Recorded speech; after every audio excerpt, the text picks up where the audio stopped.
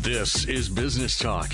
Your business, your success. Sponsored by Take Action Business Coaching. The opinions expressed are those of the participants and may not be the views of the staff, advertisers, and owners of the station. Advice given is not intended to replace that of your business advisor. Now, let's get down to talking about your business, your success. This is Business Talk. Well, good afternoon, Peg. Well, good afternoon. It's great to be back. Now, I wasn't with you on their last radio shows. You had Don, our coach, Don Hackett. Yes. And before that was Michelle Cacasola. The Don Hackett, and then Michelle Cacasola. So it's great to be back, Pete. Yeah. I love being in the studio with you and It's Alan.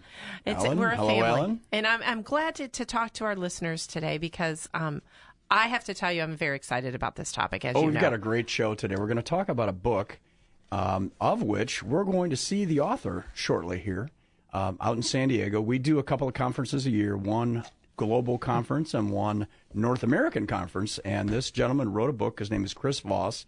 It's called Never Split the Difference, Negotiating as If Your Life Depended on It. And he's a former FBI agent who would negotiate with people that had hostages. So what we're So going we're to not suggesting anything about hostages here. Yes, no. So what we're going to do with the show today is we're going to give you some, now, not all, as Pete and I were talking, we said this topic is, this book is. You can use this all the time. And I have to endorse this book. It Buying will a car, help you. It will help you with your family. Hiring an employee. And it's so many different topics that we can talk about. We're going to pick out just some, not all, obviously, with our time here today. Convincing your spouse you need new golf clubs, whatever it is, doesn't matter. I do have to tell you a story. So I'm having all of our clients, Pete and I, we're business coaches. We coach all over the world, and we have been doing this now for, I thought it was 11 years for me, but 13. It was when Allie was 4 and Lauren was 1. Right. Allie's about to turn 17. So it's been 13 years that we started our company and helping people. And so all of our clients are reading this. And so I was talking to one of our clients and she said, oh my gosh, she's a doctor and she helps people in rooms, and she said, I'm going to use this for my ability, because she's a veterinarian. I make sure I pronounce that correctly. So she's talking to people in rooms about their animals, and she wants to make sure that they're doing what's right for their animals. So she's going to use some of these techniques. And she said, I'm really using it on my husband. You said that earlier. Of course. And she goes, my husband wants to read it, but I've decided he shouldn't read it. And it's called management, not manipulation. No. Okay. And so she's not letting her husband read it. Oh, of course not. Then he'd be equal and she wouldn't win all the time. So at the end of our time with you today, you are going to learn some of these techniques. But before that, why don't we share just a couple of stories that are good news, Pete? Oh, good news. Yeah, I got a whole bunch of good news. So jobless claims signal labor market strength. So the initial jobless claims fell to a seasonally adjusted number of 220,000 the weekend of January 13th, reported by the Labor Department. It's the lowest level for jobless claims since February of 1973. Wow, thanks for 73. Now, and back in 73, we had 260 million people. Now we have 330 million. That's amazing. And you know what? Pete and I went to a talk from First Merchants Bank where they brought in an economist from Ball State. Oh, Pete's got that right in his hands right here. And it was really interesting. He was telling us the business, or I shouldn't say the business, but the economic conditions in 2018.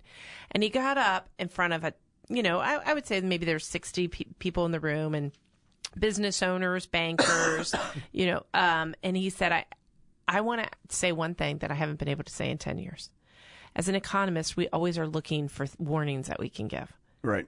I don't have a warning. You don't have any warnings. I'm about to tell you that 2018 will be the best year in 10 years. That's awesome. It will be the best year. It is the year of growth. So as we're looking at our business owners and as you're listening to this, know that now is the time to really accelerate. Well, we see it with everybody, every client. And they're all growing rapidly, and they're struggling to find people. That was the number one thing. Yeah. Exactly. He said the number one thing is finding good people. Which you got to keep working at it. And here's a thought: we're meeting with somebody next week on this. If you are growing and you're like, I can't grow as fast as I want because I'm not being able to find the good people, I would suggest you giving Pete and I a call. And we have a process and a way in which we make sure not only do you find the people, but you keep the people, and they stay and they produce. And they really make your life better. And feed the people. So if you want to give us a call, we'll meet with you and we'll we'll talk about that. 614-306-7922. You want so one more good news. piece of good news, Pete? Well, yeah, there's several. Amazon finalists. We are, Columbus, Ohio, is one of the top 20 cities that Amazon may build a gigantic place at. And we find out, does it say, I think in spring? I'm not sure what it's going to be. I think we're going to know in a couple months. Billions of dollars. I mean, it's huge. That's excellent. It's going to be huge. Many as 50,000 jobs, potentially. Oh, gosh, in Columbus, ridiculous. Ohio. Yeah. Cashierless store. So there's a store out west, Amazon store, and it's going to open. Hasn't quite opened yet, but they're going to open a store where you walk through a turnstile, and it identifies you when you walk in. And then you have your phone with you, and when you pick an item off the shelf, it'll ring it up for you, and you just walk out, and it charges your credit card. It's interesting. Well, I heard that Giant Eagle and the grocery stores are coming up with a system similar to that, where what you do is you have a scanner, and you take product off the shelf and scan it, and it charges. Yeah. Same kind of thing. Right. There you go. Well, with minimum wage going up, and in order for us to be profitable, it's reducing the number of jobs. Right? Yeah, exactly. So, and the last thing here, factories plan upgrades for tax windfall. This is out of the Wall Street Journal, and it's just mentioning that manufacturers, which are continuing to grow and invest in the United States, they're planning to build more factories and update their equipment in a huge amount over the next couple of years. It could be as much as 12%. Wow. That's good. Huge. So it's 2018. Things are looking very good. Mm-hmm. It's going to be a great year. Now is the time for you to seize the opportunity. That's what we're telling that's what we're telling our business owners. This is the year to truly seize the opportunity. Make hay while the sun is shining. I got that saying right. Yeah, that's a farming thing. So that's this is Pete and Peg with Business Talk, and we're talking today about negotiation. Yeah, so there's a book written by a gentleman named Chris Voss called Never Split the Difference. And the way, and when you get the book, he talks about negotiating as if your life depended on it. I want to endorse it. He also has an interview that's a brilliant interview on a podcast called School of Greatness, who we endorse as well. And it's a great, if you look under and you search podcasts in your podcasts, Chris Voss and School of Greatness, you'll get to pull it up, and it's a great resource. Now, Peg and I read a lot for our business, and we also, a couple of times a year, we go to conferences, and we see these great speakers, and Chris will be one of the speakers. So we thought we'd do a show now. We've already used some of the things out of the book. So we are going to tell you how Pete and I read this book, went through the strategies, and applied it to buy a new car. So Pete just bought a new car. Those poor guys, they had no idea. I think they were happy. Awesome. They were happy, too. They were happy, too. And so we're going to go through negotiations. And so one of the things that Chris said is the reason he put his book is Never Split the Difference is he said, as I'm negotiating with terrorists, as I'm negotiating with bank robbers, and they take hostages, do you think I could say, okay, you take 2 and kill them, and I'll take 2, and then we'll all be happy? No, I need to get all the hostages out. Right. And so he also teaches at Georgetown and, in California. What's a really good, one of the good colleges? Stanford. It's either Stanford or USC. Anyway, he does classes on this. So Pete and I went through this book, and we're going to tell you what we did and how we applied it. And then one of our clients just recently bought property, and we said, you cannot start negotiating until you read this book. And You're there's not a allowed. chapter. He wasn't allowed. As his coach, Pete and I said, you have to read this book and you have to read this chapter. He came back and said he saved $200,000. We made him $200,000. Right? He goes, you made me $200,000. He goes, well, actually, Chris Voss did, but I was told to read it by you, so you both made me $200,000. He wouldn't have done it. No. Unless you told him to read it. No, $200,000. Right. Mm-hmm. Okay, great. So listen to our radio show right now. Okay. And then apply it. Yep. Okay, so here's some strategies. Let's go through some strategies, Pete. Would that be a good idea? I think so. So one of the overriding, I think, that Chris talks about, I guess, perceptions is that negotiation is like a bully. That if you're good at it, you're going to be a bully. Yes, you're going to be a bully. Thank you, Pete. Like, I'm going to bully you into a decision. That's false. That is false. Okay. That the overriding thing is being nice. Now, you can't be too nice. You want to be likable, right? Right. You actually want to be liked by the other person, if possible. Well, because the goal is to do business again and again. If you're going to bully your way into a deal, you might get that deal once, People, your reputation, and people will not want to do business with you. So one of the things is being nice. Now, there's a difference with sympathy and empathy. And women can really pick up on negotiating well because they are more empathetic as females. You don't want to create sympathy because sympathy actually is not good. You want to have empathy. So empathy is understanding where they are. Sympathy is, oh, you poor thing. Okay. Identifying with them and putting yourself in their shoes and seeing their position. Right? Exactly. So when we return, we're going to dive into a few strategies called mirroring, the late night DJ voice, and labeling and how to use that. And then we'll talk about how we used that when we purchased our car. Perfect.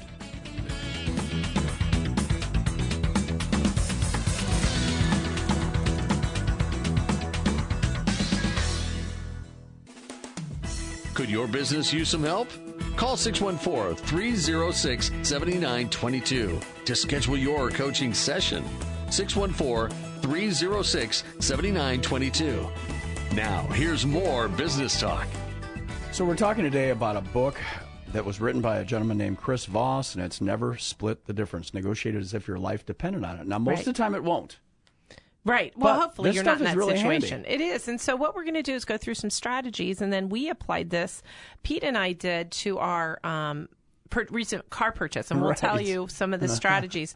So let's just hop right into it. And Peg was a master, I must say. Yes, Pete, well... Oh, I was a master. Okay, well, let's just start with it. One of the things, and this makes sense, some of this is just super logical. It's common sense, right? Is you want to do your research. Yeah. Before you're... About what you're going to get into. When you're... Yes. So you want to understand what you're going to go into. So in our case, we did do research. And we went to... And the other thing is, time is on your side, so we wanted to make sure that it didn't have to be that moment. You have to be willing to walk away. Right. Right. And if you're not, the other person's going to know it. We wanted to take the emotion out. And so one thing is doing your research. So going to some car dealers, which is what we did. But this works for business too. So like understanding if you're purchasing a product, understand the product, understand your choices, understand everything before you walk in the door. So in our case, the engine in my car had failed. Now, we didn't tell them that, but it had failed. I mean, catastrophically. It was a goner. It could have been repaired, but at very high expense. We just decided we're done. We needed to get a car. We need to get a car, and we need it soon. So, yeah, absolutely. So one of the things you want to do is do your research before you're negotiating so you can understand not only what your choices are, but also how much do you want? What do you want? Right. What is it? Be clear on what you want. Be clear on what you want.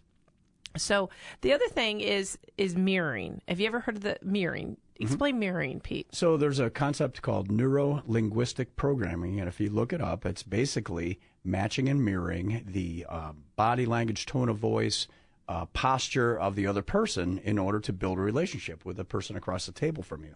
Right. And so one of the things is you want to mirror because you're going to create rapport. And it creates rapport almost automatically and without, a lot of times you're not even aware of it. Right. If you speak a little faster and I pick up my pace a little bit to match you, we're going to build a relationship a little quicker. So if you can imagine, have you ever done this where you start fighting, not you, but somebody starts yelling at you? Don't you dare yell at me. And then you start going, well, I'm not yelling at you. And then it actually happens naturally where you're like... Your voice goes up too. So you want to avoid that. You want to avoid the pit bull against pit bull. You want to create a rapport of this is going to be a pleasant experience. Right.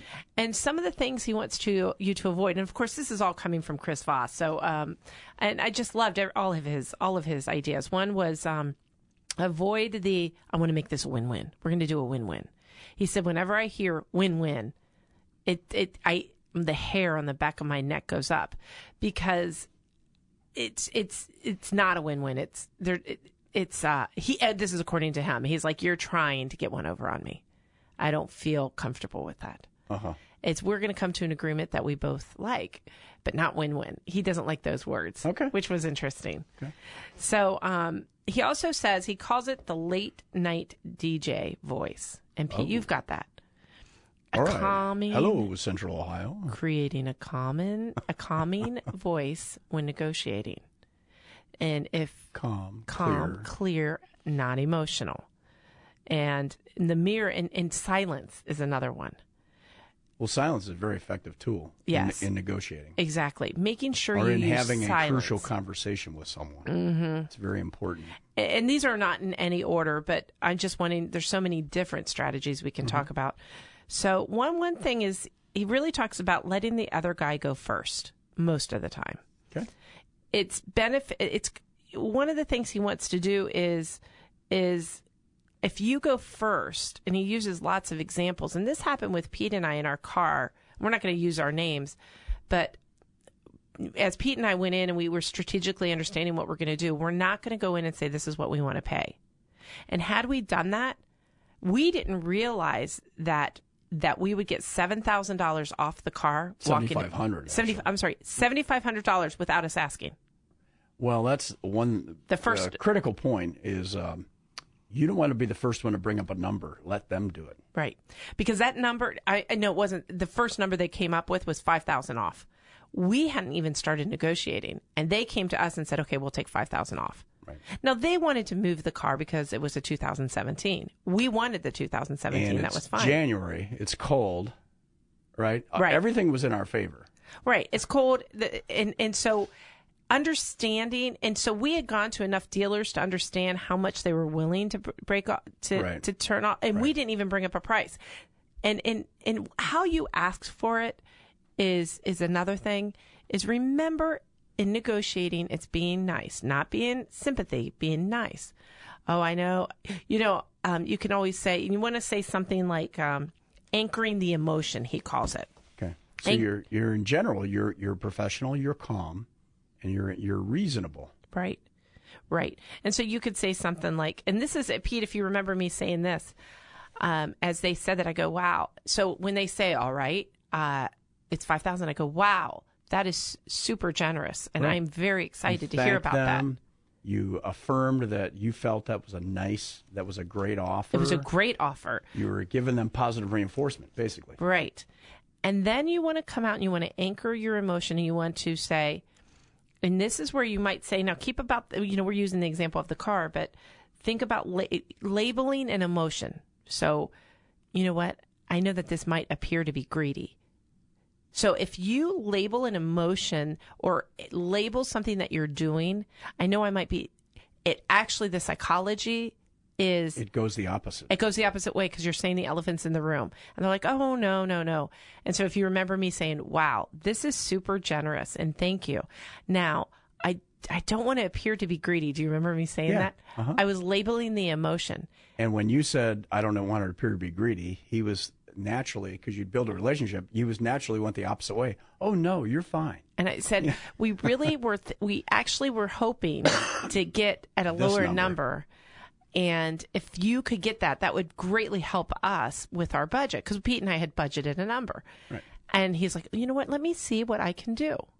And, of course, he left the room and went and talked to the manager. Well, because he wants to sell a car. Right. You want to buy a car, and you want to be... I was generally grateful that they had come off the number so much without us asking. That was wonderful. Mm-hmm. So it's called labeling your emotions, making sure... And it was interesting because Chris Voss used the example of... he said he goes into big... Of course, he's a speaker, and he speaks all over. Right. And he goes, and I'll go up and he'll say... All right, I need a volunteer. You're going to come up and you're going to negotiate with me. Now, let me tell you, this will probably be one of the most difficult things you can do, and it won't be pleasant. So notice how he labeled it. Then he said, but I'll also tell you that it's going to be the best thing you ever do, and nobody else will get better experience than you. See how he did that? Yeah. Then he gets volunteers. He just puts it out there. It's going to be awful. You're going to feel uncomfortable, but it'll be the best experience. Here's the benefit. Yeah. And he labels it. So labeling your emotions or labeling what's about to happen is and it makes you feel comfortable because it's putting it out there. Well, gosh, you just came back with me and I don't want to appear to be greedy, or, you probably get this all the time and I don't want to be that person that keeps asking you to come back. And if you noticed, when I asked him to go back a third time, I said, wow, again, I am so grateful. And we do love this car. This car is beautiful. See, in the past, negotiators would say... You're not telling them, well, it's got that wrong. You're not playing that game. It's not quite, that's game playing, right? Right. Or if you're buying something from someone and you pick it whatever you're buying and say, well, it's got that flaw or this flaw.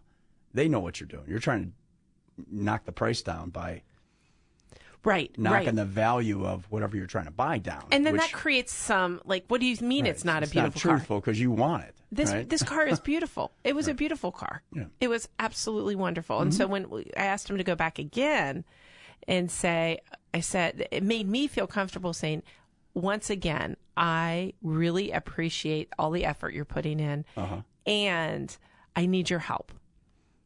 I don't want to, I think you might be thinking that I keep asking for more. I just need you to help me get there. And you are. Yeah. Yes.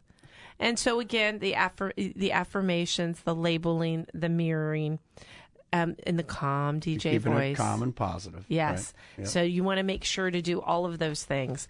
And then a couple of things that I just overall, as a good negotiator, prepares, so you want to make sure, I'm going to just review a couple of these.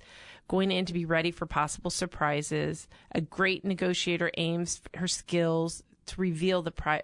The one thing you want to do is, he calls it, his company is called Black Swan, and he calls them little nuggets. So when negotiating, your job is to find out everything that's in that person, why that person wants to sell.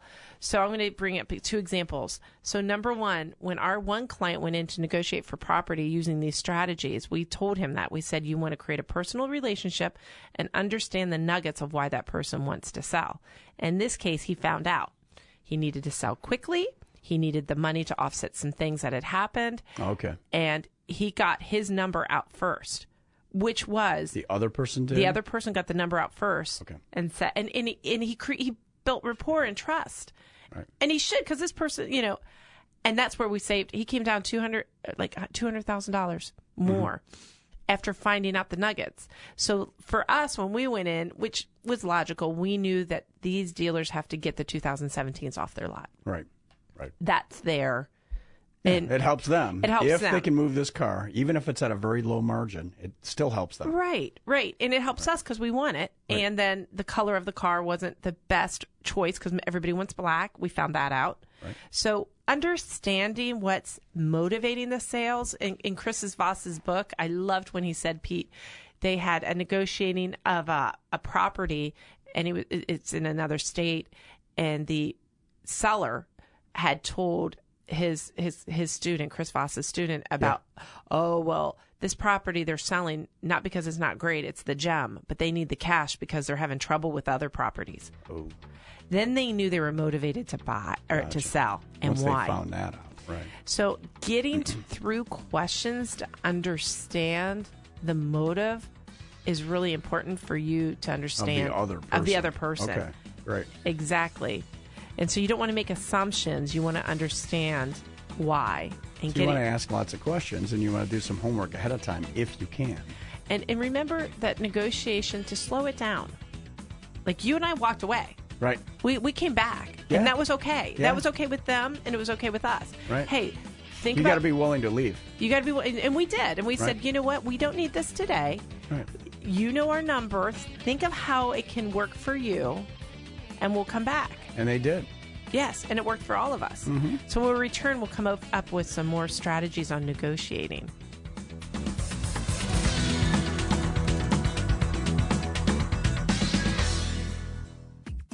To learn more about today's topic, call 614-306-7922. Now, back to more business talk. So we're talking today about negotiations, and Peg and I had a great experience with our car, buying another company car, and then we have a client that just purchased a building, a great building for their expansion. Right. Here in Columbus. For you, and using the strategies in this book, Never Split the Difference, Negotiate Like Your Life Depends on It, by Chris Voss. They saved a lot of money. They saved a couple $100,000. Love it. I love it. And so here's some of the things. So, and if you want to hear this show in its entirety, if you've just tuned in, you can always go to our website, which is takeactionbusinesscoaching.com. And click on the Business Talk icon. And then there'll be past shows on there. Yes, and all our past shows. This show will be called Negotiating, right, Alan? Yes, negotiating. So just some of the things that we were talking about before the break is you want to make sure to use your a positive approach, be nice, to be direct and assertive, voice, you want to use that rarely. It will cause you problems, create pushback. And then we were talking right before about mirrors are magic. Mm-hmm. He talks about repeating the last 3 words or the critical 1 to 3 words of what someone has just said. Repeat it back to them. Yes. We fear what's different and are drawn to what's similar. So mirroring is an art, of insinuating similarity. You want to use their name as well. Right. Use mirrors to encourage the other side to emphasize and bond with you. So that's what we talked a little bit about. And then we also talked about you don't feel the pain, you want to label it. So you want to talk about, we talked a little. I don't want to be rude. I don't want to be rude. However, exactly. So it's a little contrast. So it's spotting their feelings and turning them into words. So you do it very commonly and respectively, and you repeat the emotions back. So let's say I'm negotiating, you're seeing that they're getting agitated. Well, I don't want to upset you or create you to get upset with me. And they'll naturally take the opposite approach. Right, exactly. Some of the things that I really liked that he said to not do, here's some no-nos. Okay. One is you never say, well, that's not fair. Okay. It's a red flag. It creates a lot of anger on the other side. Well, what do you mean it's not fair? It's an accusation. It's an accusation. Right. I'm being fair. Well, this isn't fair. Right. You've been building a relationship, and that can destroy a relationship. Exactly. A sharp word like that. I really like that.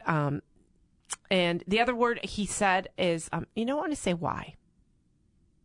You don't want to say why, which I thought was really good. Well, why would you do that? It immediately puts people on the defensive when you say, well, why? Why are you doing that? And ask them why? You don't want to say, well, why would you do that? Okay. It puts them on the defensive. Yeah. And you're assuming that they're doing something for some nefarious reason or some bad reason or something, or you know what I mean? Well, Pete, you and I have talked about that because I'm a big why person. And guess as a coach, I've been, so why are you doing it that way? So when you bring Pete and I in, Pete and I are business coaches. We've been doing this 13 years. I'm always saying, okay, well, why are we doing it that way? And it's not meant to accuse. It's meant to understand. And I got to be careful now. However, when you do that, sometimes you naturally go, well, that's how you should do it. Or that's how I always do it. You get defensive. Or that, yeah. Right. It's like, well, why are you picking at me? It's just I'm opening the car door. That's all I'm doing. Yes, exactly. So those are some of the things like the labeling, it's not a tactic. He talks about it being a strategy. Okay. How you use labeling will go a long way with determining your success.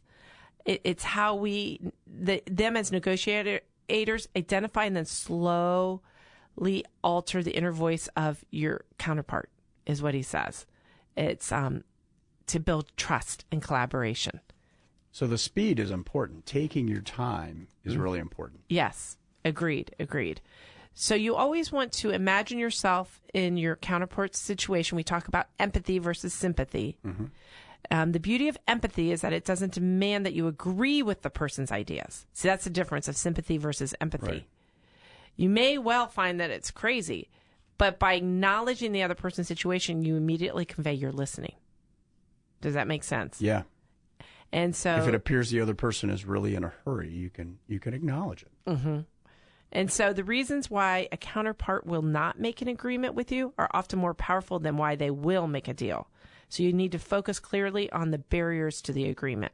Denying barriers or negative influences give them credence and get them into the open. We need to get them into the open and label them immediately.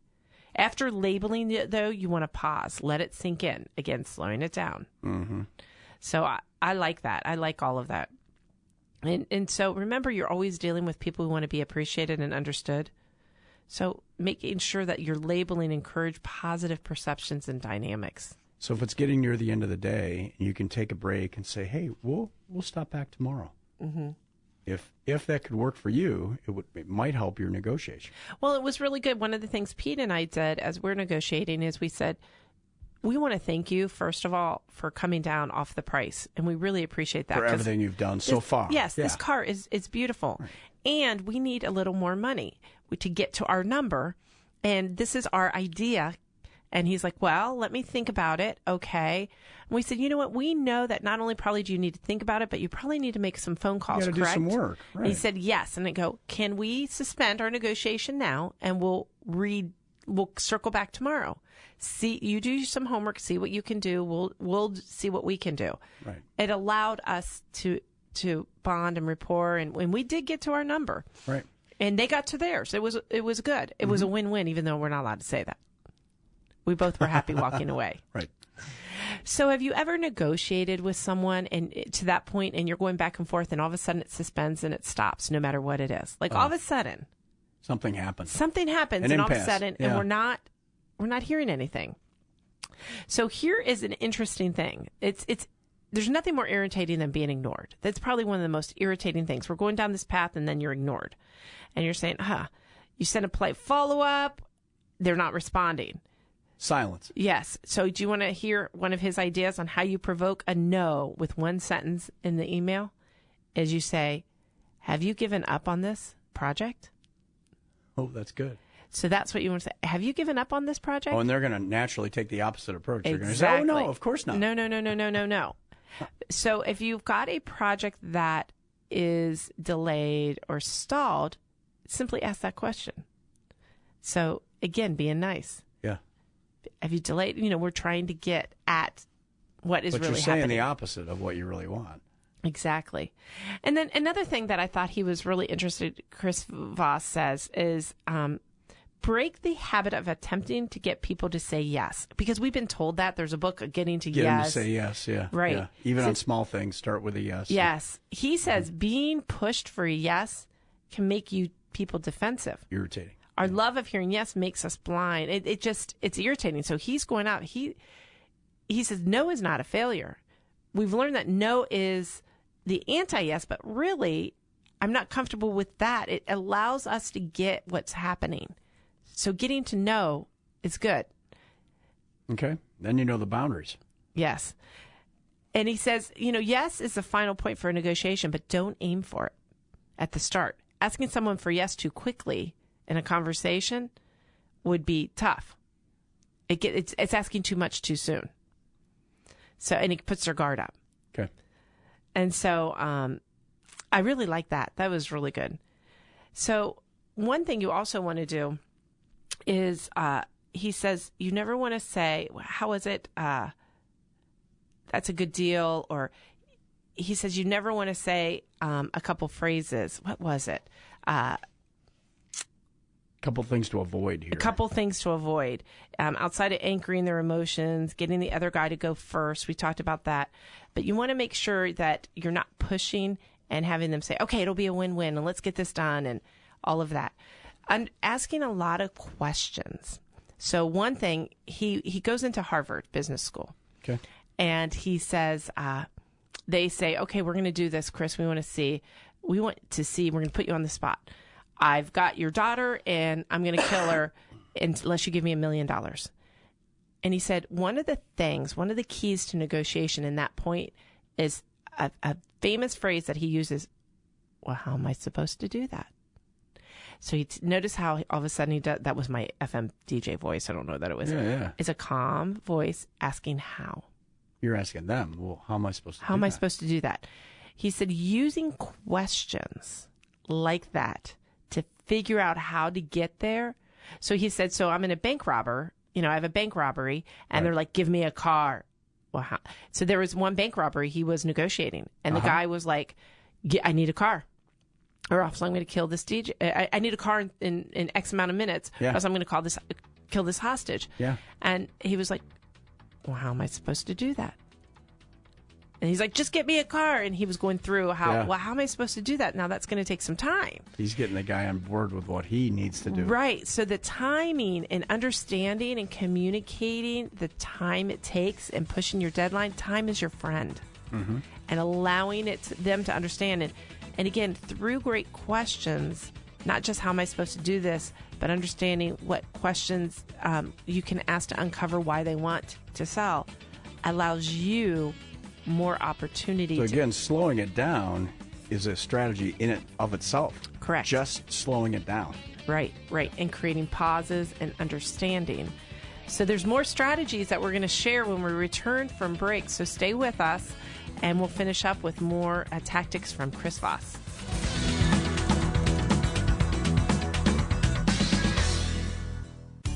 Could your business use some help? Call 614-306-7922 to schedule your coaching session.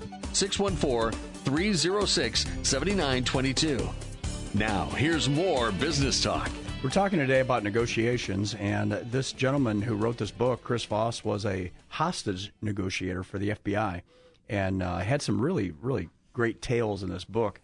But these principles apply to darn near anything that you're negotiating in your business world and your personal life as well. But we just use some of these principles when we're purchasing a company car. One of our clients used the principles when they were purchasing a building, a large building. Right. And we have another client about to buy another property, and he has to read this. I said, you're not allowed to. I said, you're required to read this book before you do anything. This book is important. It may save you a lot of money, my friend. And we're talking about negotiating with money, but the reality of it is, no matter who is listening, this will help you in your life. You're negotiating all the time. Whether it's with your children, your spouse, your coworkers, whatever it is, it gives you great techniques on how to really create a great relationship and get what you need. Stay calm. Right. Empathize with the other person.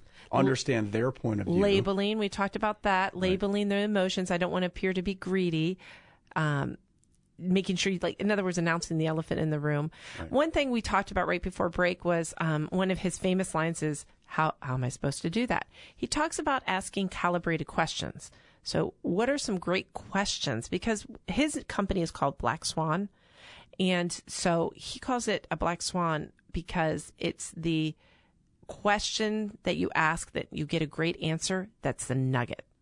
It's the nugget to help you negotiate. So some great calibrating questions, Pete, that he had. Well, first of all, I'm going to just repeat this again because we talked about it. All right. But he was using this example of if you had somebody ask something like, why did you do it? Again, using why is a very dangerous word. Yeah, so getting rid of that. It's accusatory. It's accusatory. He said, so instead of saying, why did you do that? You could say, what caused you to do that? Oh, that's a much softer approach. It takes away the emotion. It makes the question less accusatory, as you put. Yeah. And so here's some, I like the calibrated questions that he wants you to use early and often. Okay. And there's a few that you'll find that at the beginning of early negotiations. So let's say, what is your biggest challenge you face? What about this is important to you? How can I help to make this better for us? So he doesn't like win-win, but he likes these types of questions. So you use the word us. Yes. How would you like me to proceed? What is it that brought us into this situation? How can we solve this problem?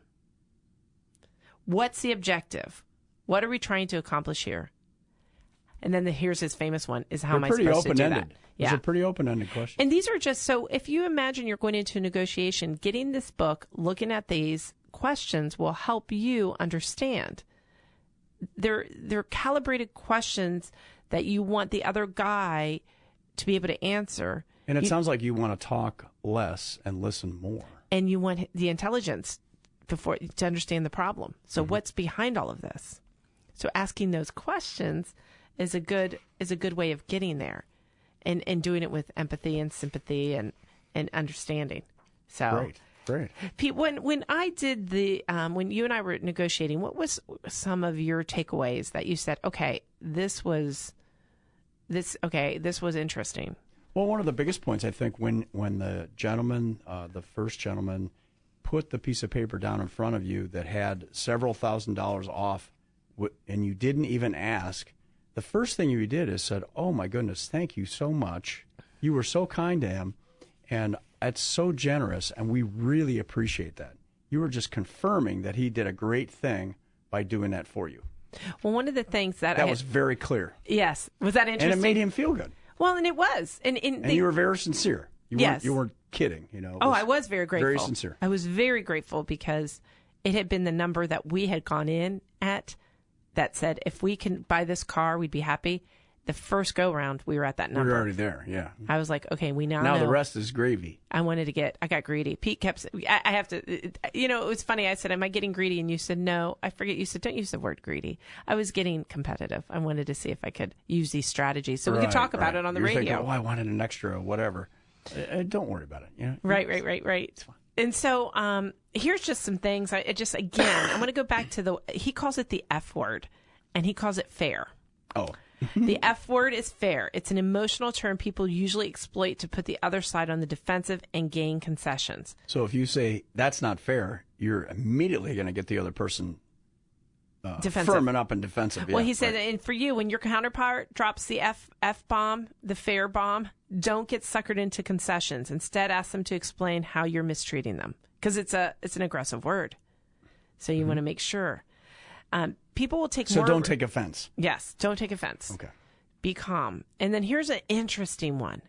And he went into this for a long time. He talked about people, and I've heard this before, people will take more risks to avoid a loss than to realize a gain. And I forget what book I read that in too. Mm-hmm. So make sure your counterpart sees that there's something to lose by inaction if you want them to take action. Okay. Making sure, because sometimes I like the one thing he said with the email is this project, what did he say? Is this project, the email, that you're going to say is have you given up on this project? Oh, yeah, that's a great question. Have you given up on this project? Have you given up on this project? So you want me to give you some other key lessons? Let's look. So don't try to force your opponent to admit that you are right. This was the big one. Aggressive confrontation is the enemy of constructive negotiating. Always. Yes. And think about your kids. I mean, think about parenting. This is parenting 101. This is why or spouse handling. Mm-hmm. Just, we talked about questions. Avoid questions that can be answered with yes. We want to do the calibrated questions we went through. We want to avoid starting questions with why. And I just laugh at that because I've really... Why? I've got to stop that. Well, why? Remember, if you're attacked in a negotiation, you need to bite your tongue. Diffuse it. Yeah. Deflect it. Don't come back with an attack on them. Right. Right? Don't ever do that. It's like, just picture yourself in a shoving match with somebody. You shove them, they shove you back. I mean, verbal shoving match is the same thing. Right. If you stop shoving, they'll stop too. And in the calibrated questions you want to make sure we talked about is how. How am I supposed to do that? How keeps it engaged? Yeah. So you keep using how is a magic question word. How could I do that? How could I do that? How could we reach an agreement on this? Exactly. And remember that in negotiating, there's usually a team behind the negotiator. So in the case of the car, we knew that the team was the sales manager, whoever. Oh, yeah. The guy's right down the hall. Right. You are not just, you need to influence those behind the table, too. If you're not, you're going to be vulnerable. It's more than that person. And I use the car dealer, but in a lot of cases, who are all the people, and understanding that, making sure you get that. So making sure you pay attention to the people you're negotiating with directly and behind, and understand their motivators behind the table. So when the manager came in the room, we both shook hands with him. We used his name. We greeted them professionally. Yes. And it kept things moving. Exactly. And so you want to keep doing that. And you said your name. Use your own name to make yourself a real person, too. The other side. That's a good point. Okay. Never heard that one before. Yes. Even get your own personal discount. They talked about humor and humanity are the best ways to break ice and remove roadblocks, and using your own name. Wow. So it makes you human. Huh. Interesting. Isn't that interesting? A person's use of pronouns offers deep insights into his or her relative authority. So if you're hearing, this is a big one. Listen to this. Yeah. If you're hearing a lot of I and me and my, the real power to decide probably lies elsewhere. So you want to pick up on a lot of the we and they and them. It's more likely you're directly dealing with a savvy decision maker keeping his options open. Now, let me give you an example to what happened. Okay. Chris Voss is in a bank robbery, right? All right. And he's negotiating with this guy. Yep. And as he's negotiating, he's like, the guy on the other end is saying, well, they won't let me do that. They're telling me, they're telling me that I need to do this. So the person negotiating on the phone with Chris Voss was using the words they, them. Uh-huh. It wasn't until later. What happened is they got the hostages out, and then they got the other guy out. They got his partners out. Okay. The guy that was negotiating. Here in the bank robber, his partners, they thought they were going to go in and just get some ATM money. They had no idea they were doing this. They got caught. Like, they got sucked in. Oh. And they got him out, and later it was him who was the boss. He was the problem. Yeah. Yes. So a tip is listening to the words. If you're hearing, well, I can do this in me, generally, it means they're not in charge. Exactly. So understanding who you're dealing with, is very important, because you got to know who's making the decision. Well, one thing we want to mention here for you folks that have not listened before is that Peg and I are business coaches. We work with a lot of companies around the country, and we have quite a few clients in the Columbus area that 4 times a year we get them together. Our next 90-day planning session we call Growth Club is on March 2nd in Grandview. Yes.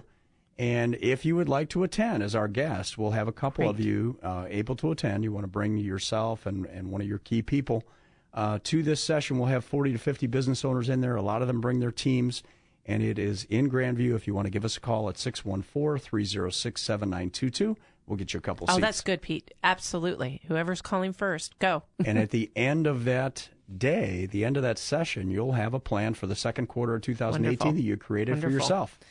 So I guess I'll end on a few nuggets that I think are really critical. More nuggets. First of all, you want to set your target price, which Pete and I had done with the car. Yep. We did our homework, set our price. You want to set your first offer at 65% of your target price. It's called anchoring. Okay? So you want to anchor a number. Okay. Like sort of a shock. You want to calculate... shock and awe. 3 raises of decreasing increments to 85, 95 to 100%. Use a lot of empathy and different ways of saying no to get the other side to counter before you increase your offer. You want to use odd numbers when calculating final amounts. You want to do odd numbers. And on your final number, throw in a non-monetary item that they probably don't want to show that you are at your limit. So let me repeat that again. On your final number, throw in a non-monetary item that they probably don't want to show that you are at your limit. So I'm going to give you some flowers with this. You're like, what? Whatever it is. Flowers? Well, thank you to Chris Voss for giving us a great experience, and I hope you guys apply what you just heard.